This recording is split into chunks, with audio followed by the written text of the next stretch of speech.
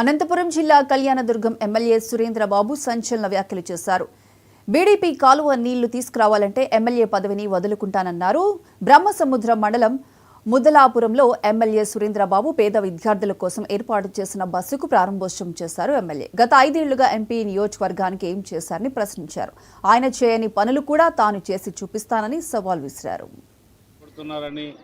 Collector గారి దృష్టికి తీసుకెళ్లడం, అలాగే ముఖ్యమంత్రి ఎప్పుడైతే స్పందించారో మా నారా లోకేష్ గారు వెంటనే కలెక్టర్ గారితో మాట్లాడి మన ఏదైతే రీజనల్ చైర్మన్గా ఉన్న నాగరాజు గారికి చొరవ చూపి వెంటనే ఈ ప్రాంతం ముదలాపురం నుంచి కళ్యాణదుర్గం వరకు బస్సు వేయడం జరిగింది. నిజంగా ఇది చాలా బాధాకరం.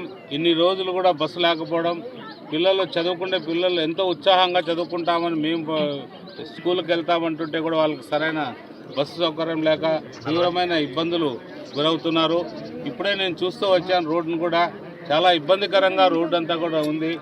బస్సులు నడపడానికి కూడా ఇబ్బందికరంగా ఉంది. ఏదైనా కూడా ఆర్టీసీ వాళ్ళ బాధ్యత ఇలాంటి గ్రామాలకు బస్సులు నడిపి మారుమూల ప్రాంతాల నుంచి కూడా అన్నీ కూడా ఏర్పాటు చేయాల్సిన బాధ్యత ఆర్టీసీ పైన ఉంది. ఎందుకంటే అదొక సంస్థ కాబట్టి, గవర్నమెంట్ సంబంధించిన సంస్థ కాబట్టి వాళ్ళే నడపాల్సిన అవసరం ఎంతైనా ఉంది. ఏదేమైనా కూడా రాబోయే కాలంలో కూడా రోడ్లన్నీ కూడా సరి చేస్తాం. రోడ్లన్నిటి కూడా రహదారులు నిర్మిద్దాం.